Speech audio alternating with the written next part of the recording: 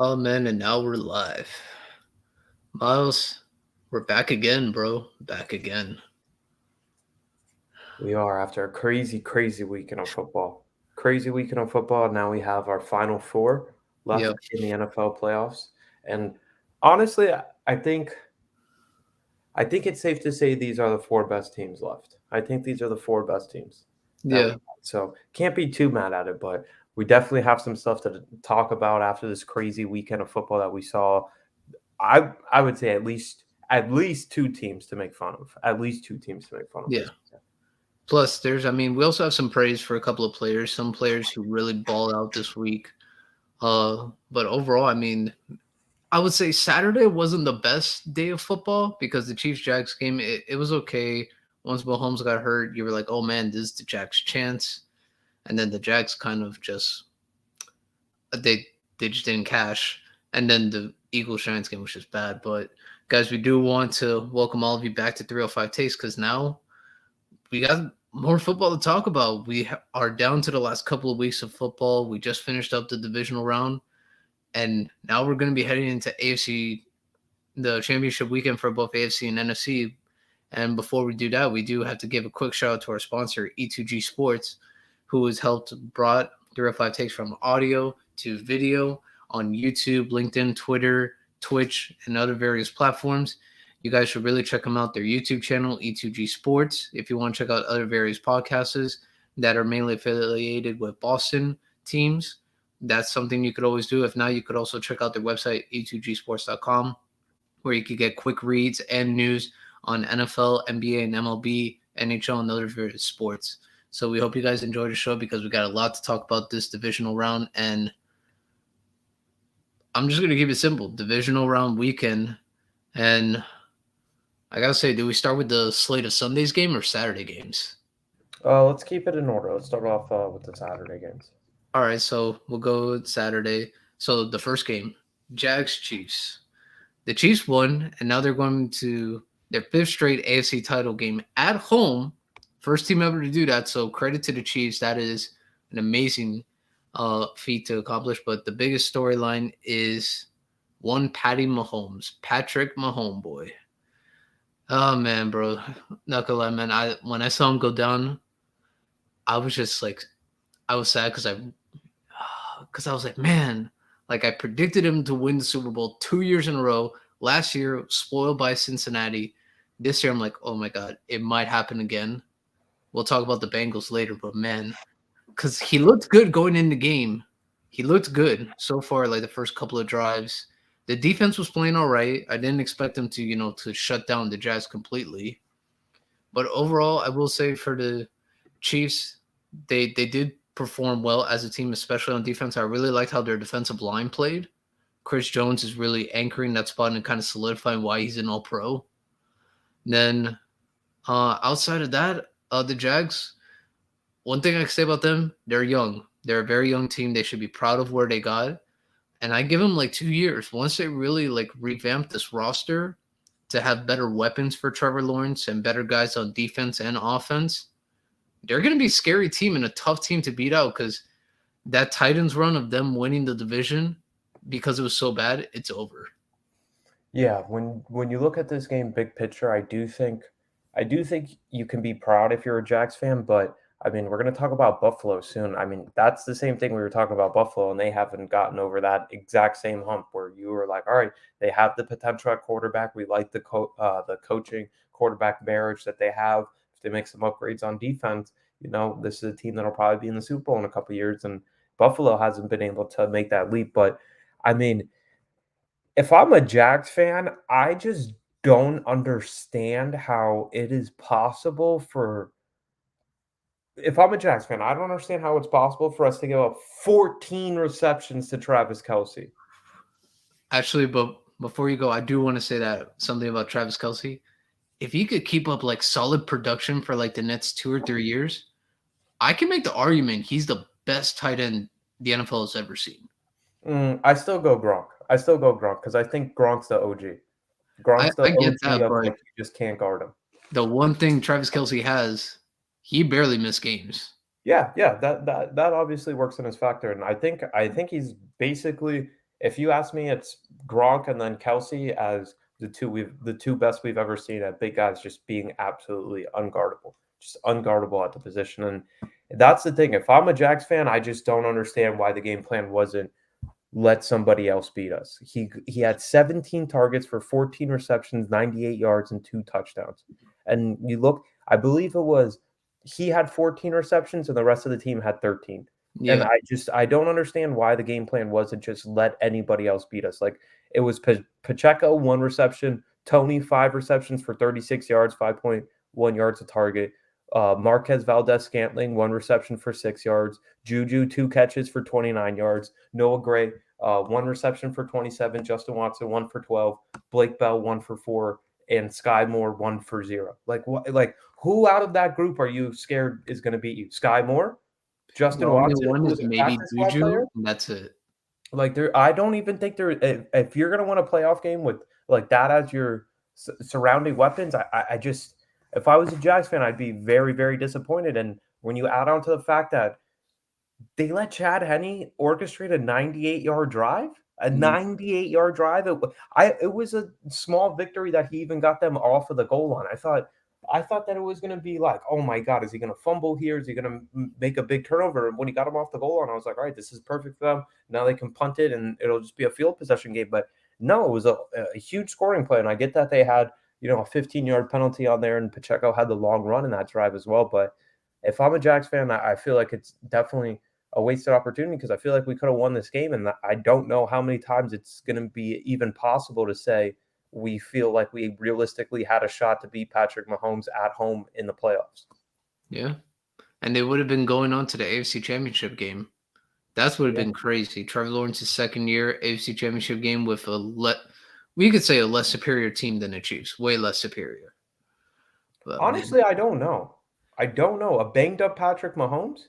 oh well, no, just in terms of like you look at roster from top to bottom, I would say the Chiefs have the better team just because Chris Jones is an All Pro on that Jags defense. I don't really know who I could say is an All Pro player. That's really where I'm like kind of standstill at, and I don't know what weapon on the Jags is as good as Travis Kelsey.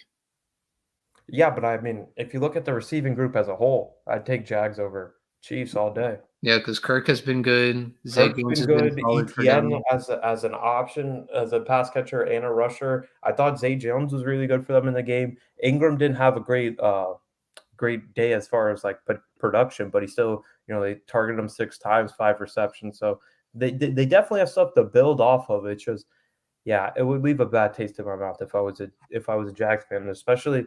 I mean, but you can look at it two ways because you can also say like, all right, we kind of were playing with house money because realistically we probably shouldn't have won Yeah, that game against the Chargers, considering the circumstances and how poorly they played in the first half of that game. But I mean, if we look at the Chiefs' big picture, I know now that they're going to be the home seed against the Cincinnati Bengals, and this will be um, a matchup we've seen now for the fourth straight time, and the Bengals are 3-0 in the last three meetings. And me and you were talking about it right before we started recording. Like, are the Bengals really going to win 4 straight times against the Chiefs?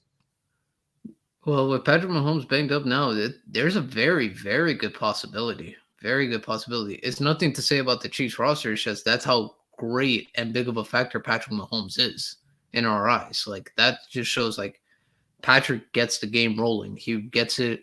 He can extend the plays. He could scramble if he needs to. He can make every throw. Like he does set everything off for the Chiefs, and we've also give such high praise because we saw Alex Smith with the Chiefs, obviously with different teams and different years, but they were always one and done. The Chiefs were one and done with Alex Smith, so yeah, I mean it very much could with the way the Bengals are playing. They're playing good football right now. The only thing now would be for the Bengals. It's like, okay, no, we'll talk about their game later. I just felt overall the Bills were just not ready to play, and the Bengals were like at all phases of the game. But we'll get more into that later. But to get back to the matchup with them, it's going to be tough because now they got to go back to that nightmare of the the trio for the Bengals. Who do you try to stop? Who do you want to beat you? Do you try to say, hey, let them run the ball, and that's how we take away the passing game? if we say, hey, Cincinnati just run the ball all day and not let Joe Burrow beat us through the air, that's a possibility. I Because mean, I that do, was basically the Bengals' game plan for the matchup that we saw this regular season. Because I mean, this is about as well as you can play against Patrick Mahomes as far as the stat line that he put up against the Bengals in the regular season. It was 16 to 27, 233 with one touchdown, sacked them twice. And if you look at the receiving stats, it was Kelsey 6 targets, 4 receptions, 56 yards. The one touchdown came to McKinnon, but outside of that, Juju had 3 catches for 35 yards. And then it was Marquez Valdez-Scantling had 2 for 71. And yep. that was basically all the production that they got in the passing game. Yeah, so I mean, we could definitely see, and we'll see how Cincinnati approaches it. Who knows if they approach it like last year, drop rush 3, drop 8, and try to see, hey, beat our coverage. Can you beat our coverage in time in order for us to get to the quarterback? So that could be with Patrick Mahomes with a high ankle sprain. It's definitely a very possibility. But man, it's gonna be a fun matchup. It's gonna be a fun matchup. But now, sadly, we do have to move on to the Nets game, and I think we might get over this one pretty quick. The Eagles just they embarrassed the Giants. They embarrassed them.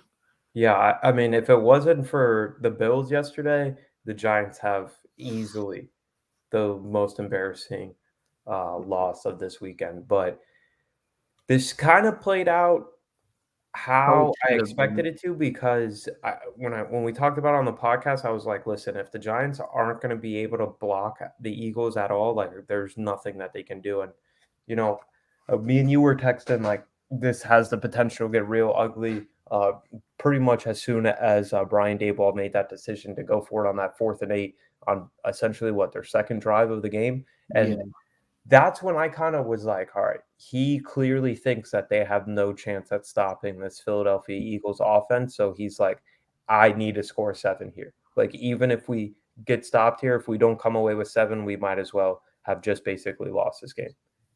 And, I mean, the Eagles, that was pretty much as perfect as you can get for a team playing. I mean, of all phases of the game, they dominated. I mean, we had questions about Hurts going into the game, just kind of wanting to know how healthy he was going to be.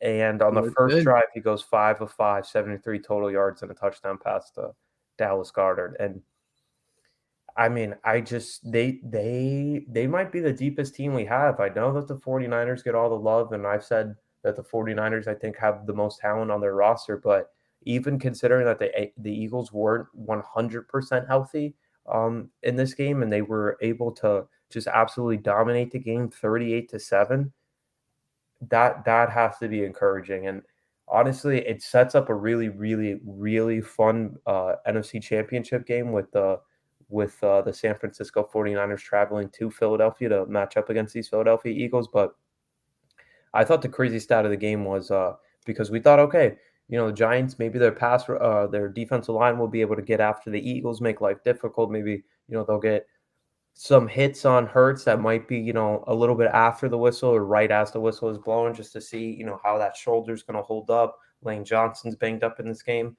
The three lowest, um, the three lowest pressure rates allowed by an offensive line in a postseason game, according to PFF, since 2006. Number one was the San Francisco 49ers against the Green Bay Packers 2019 NFC Championship game. 0% rush rate. 0% rush rate allowed. The second best, the Philadelphia Eagles versus the New York Giants 2002 divisional round. The game on Saturday, 3.9 pressure rate allowed. And then the third one was the Packers versus the Seahawks in 2009 in the divisional round as well. So they were keeping Hurts clean. Basically, were doing whatever they want on offense. I mean, we'd mentioned it in passing, like on the podcast. They even got Boston Scott another touchdown against the Giants. Kenneth Gainwell went for 112 yards. Had some really nice runs when that game was kind of over. Miles Sanders 90 yards on 17 carries. They had three different backs average over 5 yards a carry. Yeah, I mean, it was kind of just dominant from start to finish. They kind of just put the game on cruise control after the first quarter, which was kind of like, I mean, it's good for them, but also now I do want to see now when they go into that NFC title game, face adversity because this year, outside of when Jalen was hurt, when have they faced adversity? With Jalen, they really haven't faced any adversity at all. So I am curious to see how that test goes out for them because basically it seems like this whole year it's been nothing but smooth sailing for them with Jalen on the field being healthy. So I do want to see Is that that. just a product of them being better than everybody? Of them just Well, I being the mean, I best gave team? them kind of like the sore end of the doubt because if you look at their schedule, they really didn't play anybody good. I Like if mean, you generally, home win against the Vikings, the playoff team, home win against the Cowboys with no Dak. They had a home win against the Steelers, who were in the playoff mix, home win against the Packers, home win against the Titans. I mean, they beat the Giants. They beat the Giants up both times. Lost to the Cowboys on the road without Hurts, and then lost at home to the Saints without Hurts as well. yeah, and then even though they beat some teams that were in playoff contention, at the end of the day, they didn't make the playoffs. So it's definitely something. But man, for the Giants, it's a rebuild year. You got far in the playoffs. You made it to the final eight. Should be very proud of that. Daniel Jones, he did not have the best game. You could also talk about maybe his line. Just they were just overmatched. Hassan Reddick was good. Fletcher Cox is great. I mean, you can go on and on with the names that Philadelphia has. So I definitely feel like they should build upon it and this offseason really try to address the weapons. Get Daniel Jones some Yeah. weapons if he's going to be your quarterback. Could that potentially mean a possible Odell Beckham Jr. return? I don't know, but at least just try to get something for him that can help out in terms of Well, pass really, catching. anybody that they bring in will be an upgrade. I mean, no disrespect to the guys that they had out there. They Yeah, obviously fought hard and they won a road playoff game as a wild card team. But I mean, even in the broadcast, when they're like Richie James was signed to be the punt returner, like that's never good when he's leading your team in targets in the divisional round of the playoffs. And the announcer's commentary is he was signed to be the punt returner. yeah. And no, obviously we know that Sterling Shepard got hurt. He's a good receiver. I'm not going to say he's a true number one. I think he's a two. But if you could get a true number one in your building, if not, try to do what Jacksonville did.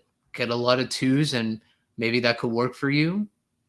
So we'll definitely see on terms of the Giants on how they do, because I feel like they have somewhat of a solid future. I feel like they can build upon this year, and with Brian Dable showing how good of a coach he is this year, I don't see why they don't get better or at least be more competitive in the future and maybe put up more of a fight in these type of games if the Eagles continue to have the same team for the next couple of years. But And it's a hard division too because our they division, put up the graphic that it's the highest or third highest win percentage for any division in the Super Bowl era. You know that Washington is always going to try to make a splash in free agency in the offseason. Just try Dallas is always good. yeah, Dallas has a solid team. I mean, even Washington outside of the quarterback, their skill position guys I thought were really popped this year, and we already know about Scary Terry. They drafted Dotson as well, and then I mean, yeah, the Giants. I think you look at it a couple of ways. Obviously, I think it was a great season when you think about where it was going into the season with a bunch of questions around Daniel Jones. I don't know if all of them have necessarily been answered because he did play well against the Vikings, but I think we can all agree the Vikings might have been the worst They're team in not the good. playoffs. I think they might have just been simply the worst team in the playoffs this year. Yeah, And so you have that. So okay, yeah, he won a road playoff game, but I mean, then he played a real defense, and you can say it whatever you want wasn't about the great. skill position players, but that looked like old Daniel Jones. Like getting the only thing that was missing was a couple of turnovers. That looked like old Daniel Jones. And when you look at how their season kind of ended, and Dayball I think did a really good job, and they were a really tough team. But this is how their season ended from week 8 on. They go at Seattle, lose 27-13. Play Houston at home, win 24-16, and Houston was in that game the entire time. Then they play at home against the Detroit Lions, get absolutely bullied 31-18. Play the Cowboys on the road, lose 28-20. Washington at home, 2020 tie. Home against Philly, 48-22. At Washington, they win 20-12. Then you have at the Vikings, week 16, they lose 27-24. Week 17, they win 38-10 against the Colts. Week 18, they lose to the Eagles. And then the wild card round, they win, and then they lose against the Eagles. So wasn't a lot of consistency. And I get that they got off to the really hot start. They only lost 2 games in the first 7 weeks of the season, but after that, they only win 3 games the rest of the regular season. So it was up and down, and there were a lot of injuries that were upon this team, and I do think that they do have players that they can build around, but that playoff loss left a really bad taste in my mouth if I'm a Giants fan. Yeah, no, you had to. And a lot of people went into this game thinking, hey, maybe the Giants could shock the world and beat the Eagles, but clearly that just wasn't the case. It wasn't. The Eagles are a much better team. They proved it on Saturday. And man, now Philadelphia gets to host the NFC Championship game again after a couple of years of hosting it. So now with a chance to get back to the Super Bowl, and we're gonna see. We're definitely gonna see. But before we move on to the Nets game, where certain someone has a lot to say, we are gonna give a shout out to E2G Sports, our presenting sponsor. Like we said before, they've helped transition 305 takes from audio only to audio and video. If you guys want to listen to our audio version, feel more than free to go on to E2Gsports.com. Look for our podcast, 305 Takes, and you can listen to it there on audio. If not, you can check out us visually on E2G Sports channel or our own personal channel, 305 Takes. You could check us out on Twitch, Twitter, Facebook, LinkedIn. We are on various other platforms. And if you want to listen to other news that is not particularly us, you could have various amounts of podcasts on their YouTube channel and their site as well, and also have the option to read some articles. So back to our regular scheduled program, and this is where I'm excited for. We got the Sunday games of the divisional round, and I think we'll start off with the first one. And before Myles goes on a very long tangent that he told me something before that I really want the whole world to see, I'll just keep it simple, man. Buffalo is not ready to play this game. They were not ready. Cincinnati was ready, and it's kind of like what we said weeks ago. That Monday night game, unfortunately, with the DeMar Hamlin situation, Cincinnati looked ready for that game because they were moving the ball up and down that field that game, and it continued right in the first quarter. They were moving the ball with ease. They were getting first downs like almost every other play, and it just looked easy for them. Whereas Buffalo, they were struggling, and Josh Allen, man, he has not had a good year. Not had a good year. A lot of turnovers, a lot of risky plays. And to me, out of all of them, the worst play was probably on that like 4th and 6 when he threw it to the end zone for Gabe Davis that was being covered by Eli Apple. The ball wasn't close to Gabe Davis at all. So I was like, bro, this is just bad. And he overthrew Diggs. It was not a good game for him. And listen, Buffalo, listen. You went into this year as the clear Super Bowl favorite.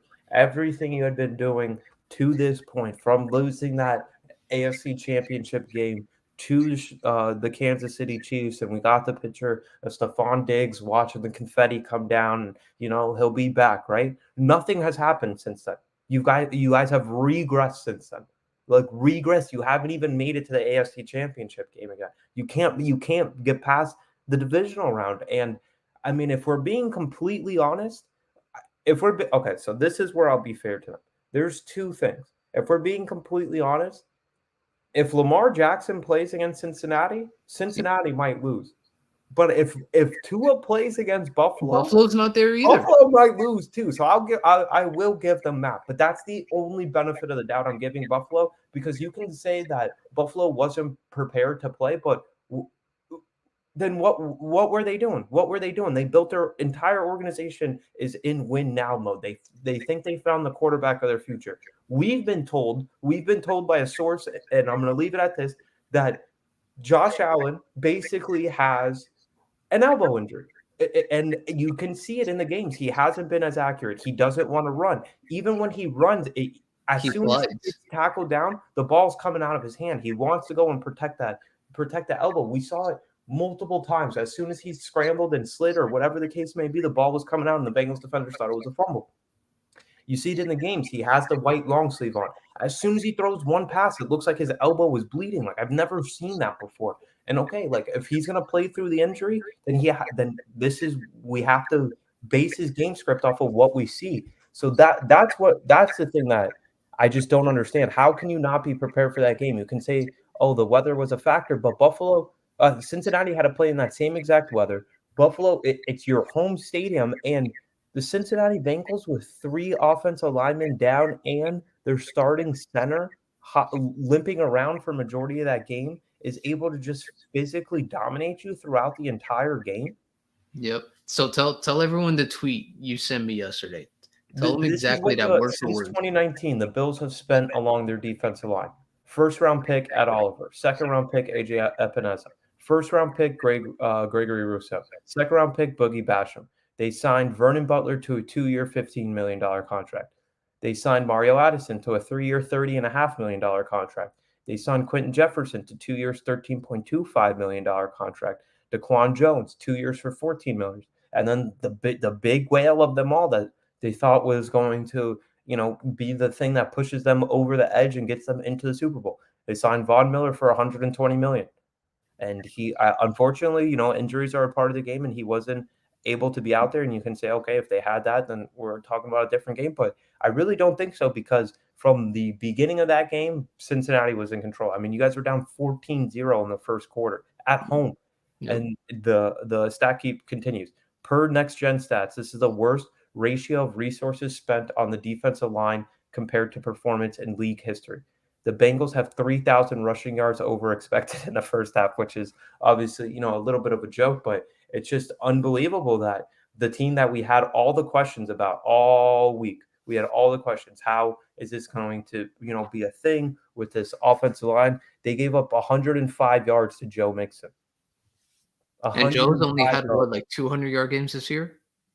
I was literally about to look it up. I can't even remember. Joe Mixon's a fine player and, puts up really good fantasy stats, but it's not like he's a guy that I'm like, oh yeah, that's who's going to get 100 yards in a game today. Like, okay, maybe 100 total yards from scrimmage when you combine his receiving stats, but when you tell me I see 200-yard games. Yeah, Yep. he had that was his second one. Yeah, the first one was against Buffalo. The second one was against Buffalo for 105 yards, and the only other one he had this season was against Carolina, 153 yards. But that was the game he had 5 touchdowns in? Yep. Yeah, his other high outside of the 153 was 96 against Cleveland and 82 against Pittsburgh.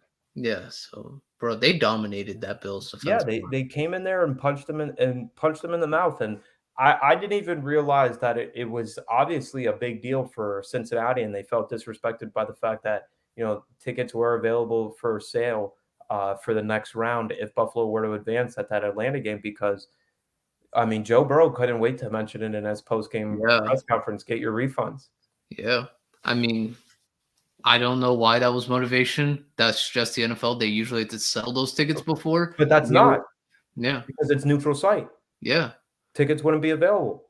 They would all be secondary by now. All those playoff tickets are sold. So that's the thing. They were just doing it for like the season ticket holders. For those would have already been decided. Yeah, so it's like, all right, I understand they want to like say, hey, like we want to give him first priority, and then he's like, yeah, get those refunds, people.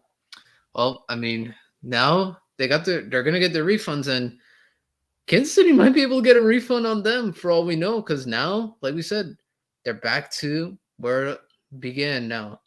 Last year, Cincinnati going to Kansas City for the AFC title game, and it should be fun. The only thing bad about it is that Patrick Mahomes is not fully healthy. I would like to have seen a fully healthy Patrick Mahomes, because it's like But I honestly beat a it's a team legacy when they're at full strength. But at the end of the day, if you're out there on the field, you're healthy enough to play. I honestly think it might be a legacy game, because we're based if Joe Burrow wins this game, he now has the same amount of Super Bowl appearances as Patrick Mahomes. Yeah, one less win, but he has an opportunity to change that as well. Yeah, to tie him at least tie the record at 1-1. He'll have the opportunity. So that would help. And then for Patrick, bro, if Patrick makes it to like another Super Bowl, that would be there. But for me, he has to win it because his contract, that massive contract extension that he signed, it kicked in already. And it's like, hey, Patrick, with that contract extension, I'm sorry, you need to win a Super Bowl in that contract. That's just my personal thing on it. But to go back to the game between Buffalo and Cincinnati, man, I think the worst thing about the whole game was probably the stories even after the game about Diggs, how he bolted out of the locker room before even the coaches showed up. Duke Johnson, fellow Miami Hurricane alumni on the team for the Buffalo Bills, had to go and bring him back in, and then he leaves again later. I mean, I don't blame Stefan because I can imagine how upset he would be considering how you said ever since that picture of when they got him watching, they haven't done anything. They legit haven't done anything. They lost in that title game against them. They lost again to the Chiefs in that wild game last year. And then this year, like you said, they shouldn't have been here. They should have lost in the wild card game if Tua would have played. If Tua would have played for the Dolphins, Buffalo is not playing in this game. Buffalo would have not played in this game, and we could say vice versa also with Cincinnati if Lamar played. So then the Dolphins would have played Kansas City this week. Who knows if the Dolphins would have beaten Kansas City for all we know. And the Jaguars would have been playing the Ravens. Who knows who wins between Lamar Jackson and Trevor Lawrence, who maybe the matchup to go to the AFC title game is Patrick Mahomes and Lamar, Tua and Lamar, Trevor Lawrence and Tua, or Trevor Lawrence and Patrick Mahomes. So Cincinnati came and kind of like reestablished that, hey, that game last week against the Ravens, that was a fluke. We're not going to play that bad again. And we have a real good shot to win the Super Bowl because I like their chances against the Eagles. I don't know about the 49ers because I do want to give respect to that 49ers defense. But we'll see. We'll definitely see. But overall, that game was just, man, it was just so dominant by Cincinnati. You have to give him a lot of credit because Zach Taylor, he's shown he's there, but man, the way Joe Well, Burrow. yeah, I wanted to give an apology to Zach Taylor because one of our first ever podcasts that we recorded as 305 Takes was leading in to the season that the Bengals drafted Jamar Joe. Chase. And I was like, I want to know why Zach Taylor's name doesn't get brought up as a coach that should be on the hot seat. And he's basically flipped the script from there. They said on the broadcast that he had 6 wins his first 2 seasons as the coach of the Cincinnati Bengals, and he now has 6 playoff wins in the last 2 seasons. So Yeah. that is somebody that I think, because he does still scare me a little bit as far as like, I don't even think he's one of the upper echelon coaches. Honestly, if you would have asked me before this game started if I would rather have Sean McDermott or Zach Taylor as my coach, I'd probably go Sean McDermott. But the way that they executed the game plan that they had going into the game They were amazing. and just how they played, I mean, they deserve all the credit. And I really can't believe I text you this. I guess the football gods were like, listen, you guys have the 5th pick in this draft. There's no wrong choice. It's either Jamar Chase or Penny Sewell. There's no wrong choice. So as the football gods, because there's no wrong choice in this decision, if you don't take Penny Sewell and you take Joe Burrow Jamar will never Chase have a and pair healthy him up with offensive Joe line. Burrow, Joe Burrow will never have a playoff game with a fully healthy offensive line. And the Bengals made that decision, and they're like, yeah, Joe Burrow don't need an offensive line, bro. It's worked so far. I mean, you can't say it hasn't because Jamar Chase, I mean, they went to the Super Bowl with literally the worst offensive line, I think, in the history of the world. Outside of the Super Bowl that the Chiefs played in against the Buccaneers, where Mahomes was literally running for his life, that was probably one of the bigger mismatches we've seen. Yeah, and that was bad. But now, hopefully, but I just want listen. I don't want to hear anything from Buffalo. I don't want to hear anything from Buffalo. No, like this is an organization that went to 3 straight Super Bowls and lost them all consecutively.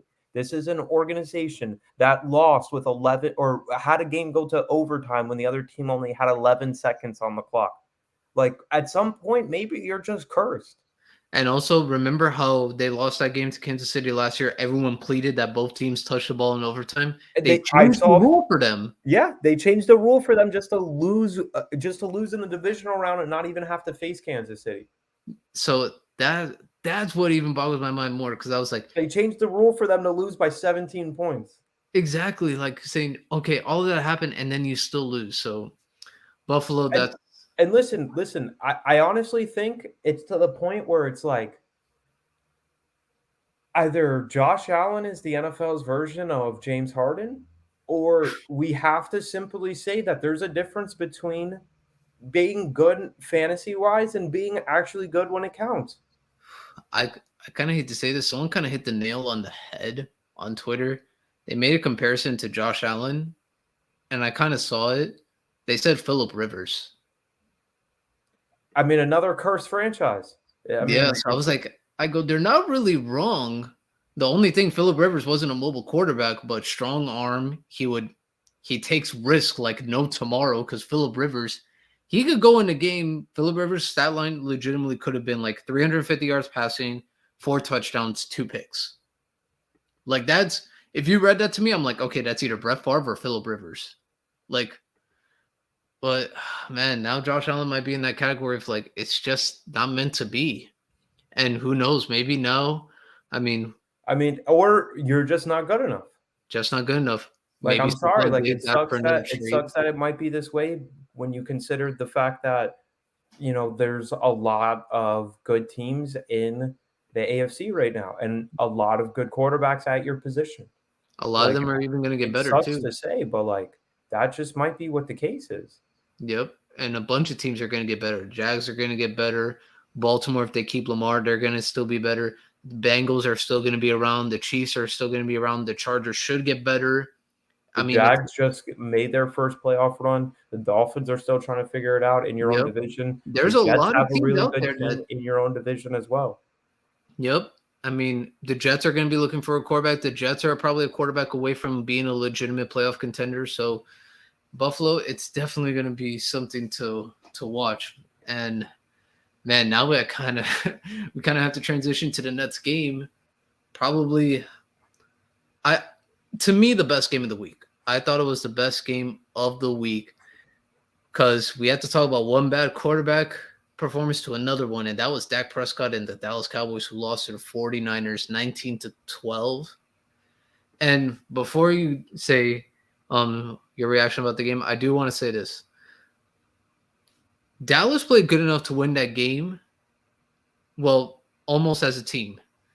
But listen to all the things that happened to Dallas for anyone just to know how bad this game came out for them. You had 2 interceptions by Dak. You had a dropped interception by Trayvon Diggs. And the kickoff that Kevon Turpin had that was going to look like it could have gone to the house, he got tackled by Robbie Gould. Got tackled by And the play Robbie before Gould. the 2-minute warning. Yep, they couldn't get the punt off before the 2-minute warning. Just so many bad things were happening for Dallas. It's like, okay, you keep shooting yourselves in the foot, and it went bad. It went bad for Dallas, and the biggest storyline everyone's talking about is Dak. But I also am kind of shocked. It's like, how many years have we seen Dak Prescott played? Like, how is this new? That's just my take on it. We've seen Dak play for a while. And I've seen it every time. Dak is not here. He's here for me. He's good. Well, I consider him great. Not really. I don't consider him elite. So I He just don't might know. just be mid. Like that might be our mid quarterback example, honestly. Is And we Dak said it a Prescott. long time ago. We were like, Dak, you're probably just mid. And honestly, I think to bring home your point, I thought CD Lamb was maybe the best Awesome. player on the field yesterday, honestly. And that's saying something considering that Kittle was also really good. But as far as pure wide receivers, I thought it was CD Lamb and I had Debo questions didn't about do if he was anything. truly a wide receiver number one or if he was a 1A, like, oh yeah, but you need, a good slot guy or you need a good tight end to bounce off him. But the way he played yesterday, especially considering it was a playoff game against a good 49ers defense, I thought it was wow, they might actually not have a quarterback that can elevate your team to win.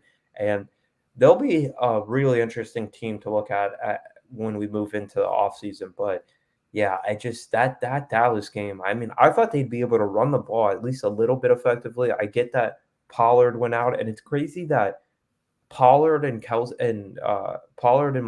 injuries both looked very, very similar, and Pollard couldn't even get up to walk. Like, Oh, that's how well, he bad it suffered was. a high ankle sprain and a broken leg.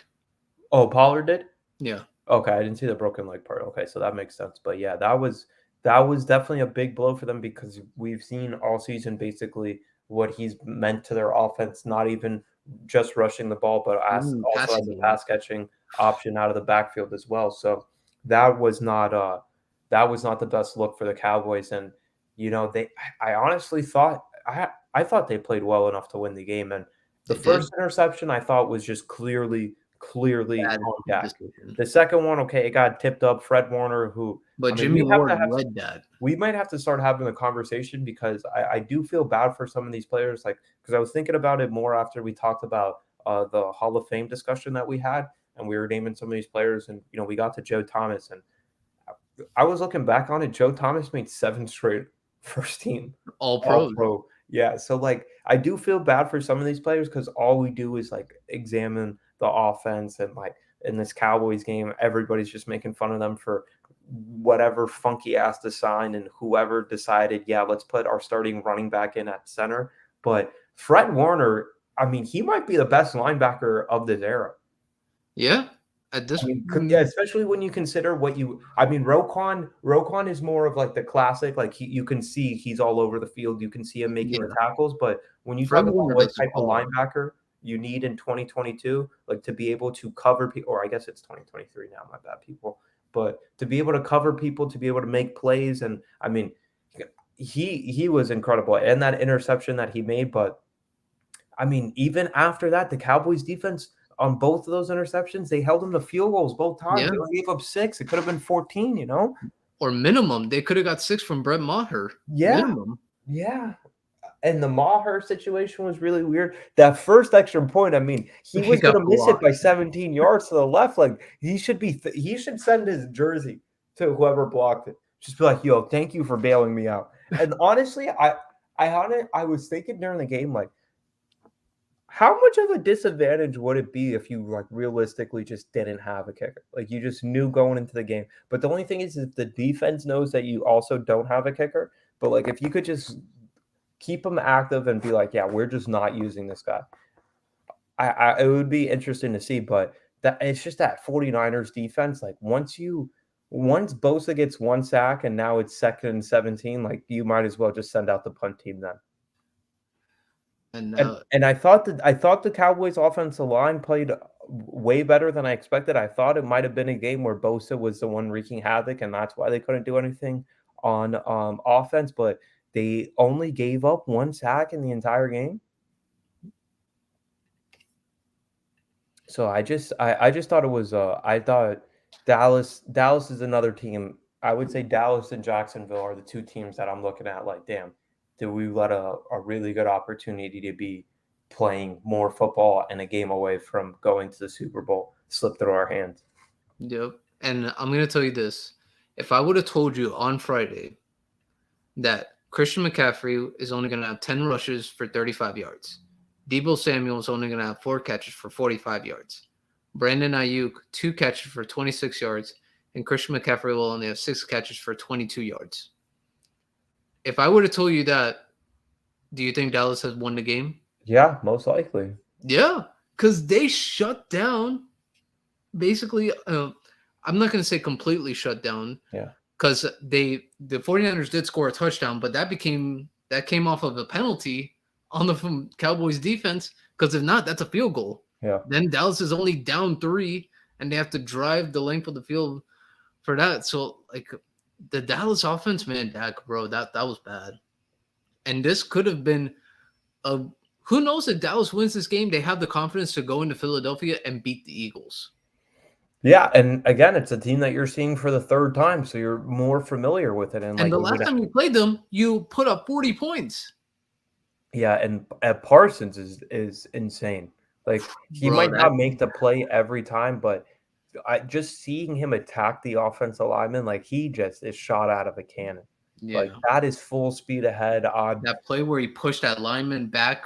Oh my god. not even pushed him. He straight up threw that boy. I was like, "Oh my god, this guy doesn't care about anything." Like, Yeah, he it doesn't reminded care me about of anything. that play. Do you remember when Khalil Mack? I don't know if it was the Cowboys, like how he threw that offensive lineman and he was just like gone. I was like, oh Yeah. my god, man, Khalil Mack just like he bulldozed someone. Yeah, and Parsons, I mean, his stats for the game don't really say much. It was 4 tackles, 1 solo tackle, 1 pass defended, but he was among four other players, and the rest of them were all in the secondary that played all 66 snaps on defense. And I just, man, I would be. I feel bad for that Cowboys defense because they really played. That's what I'm saying. They won them that game, and Dallas only had to put up 20 points.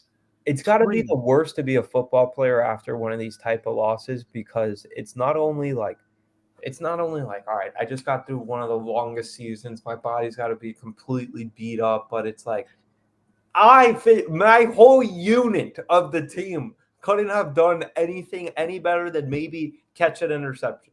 That's like the biggest criticism you can label against my whole unit of defensive players. Yeah, because they And only went in the halftime down 9-6, yeah, and 6 of those points were off the Dax I, interceptions. bro, I just also like, can the NFL like sort of like kind of care about content?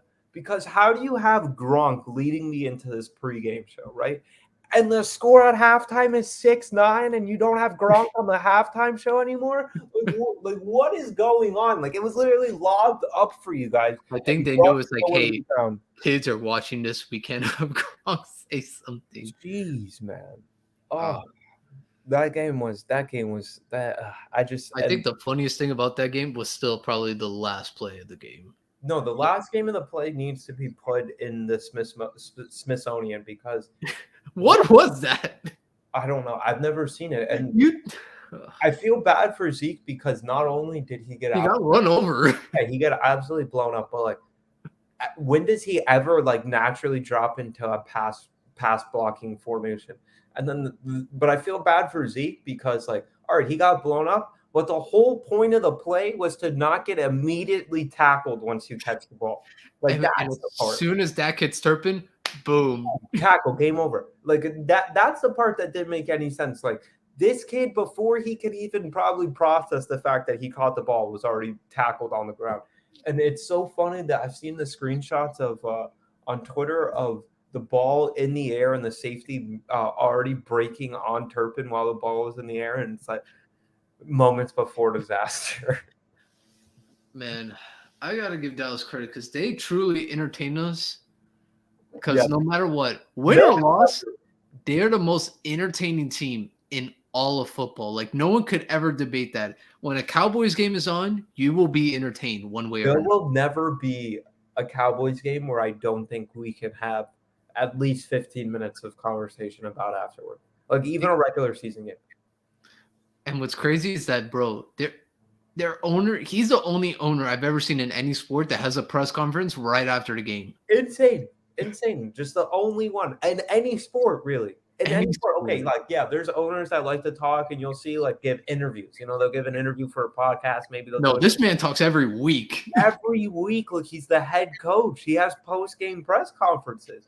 And I mean, I get the thing that he fascinates me because he straight up said that Mike McCarthy will not get fired. And honestly, that makes me I don't know. McCarthy will get fired. Just because he said that he won't makes me believe that he's going to do it.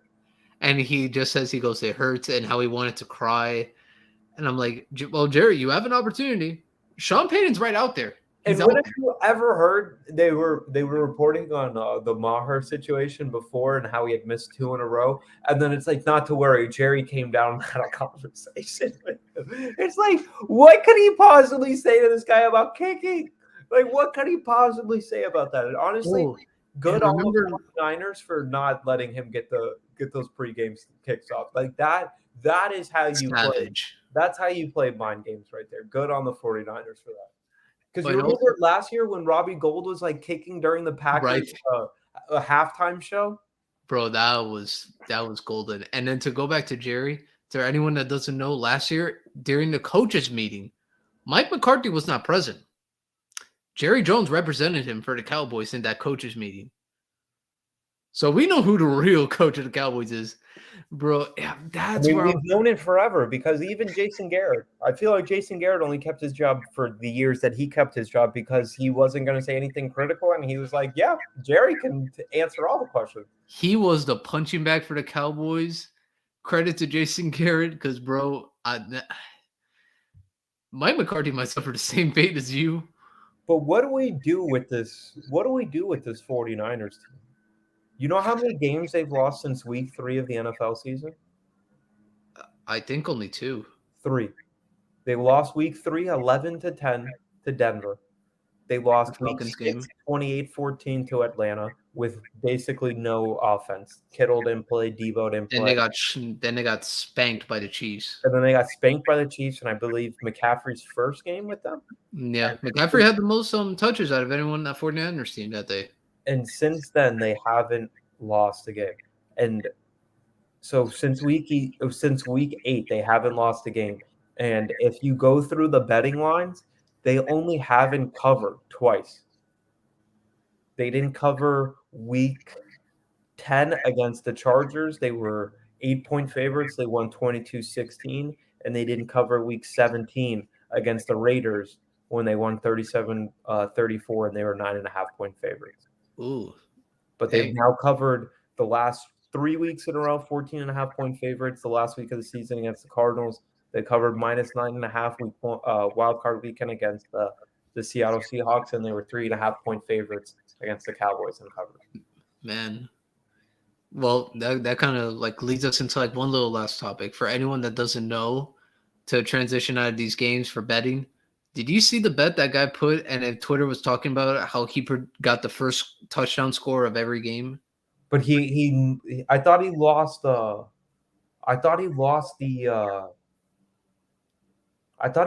Bills one. No, the Bills one, he got Chase. He picked Chase to score the first touchdown. I touchdown. thought it was Dawson Knox.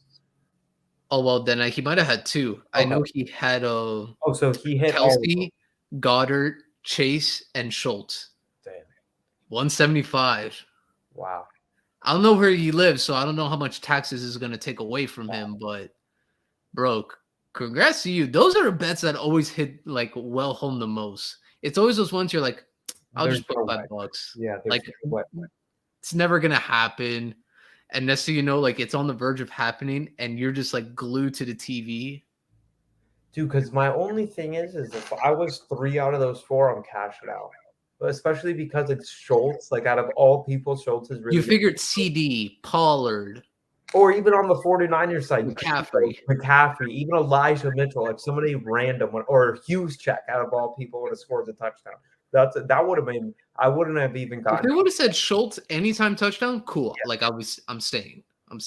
Yeah, but first touchdown score, that's insane. Shout out to that guy.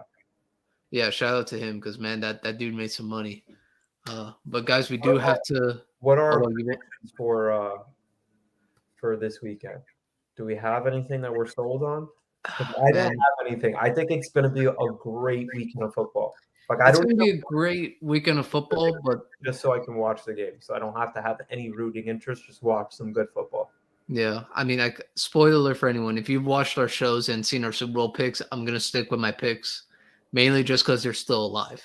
That's the only reason. We're rooting for the same team NFC wise. My AFC team got eliminated this weekend. Yeah, so I'm saying, all right, cool. I picked you guys at the beginning of the year. I stuck with you the whole year. I did not think Brock Purdy would be the starting quarterback. I thought it'd be Trey Lance, and he would just dominate everything in sight. That didn't happen, and then Jimmy Gag came in, and I was like, oh, this is perfect. If the 49ers go, you know what's going to happen? Same thing every time Jimmy G has played Patrick Mahomes. He's went home with the loss. So I'm like, oh, okay, cool. He'll go home with another loss.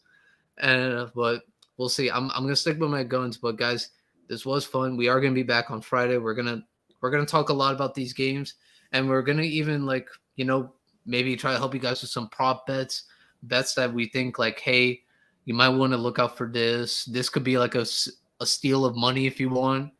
We're going to try to look at them, and then we'll take a a good look into the Super Bowl because we're down to 3 games left for the season. 3 games, bro.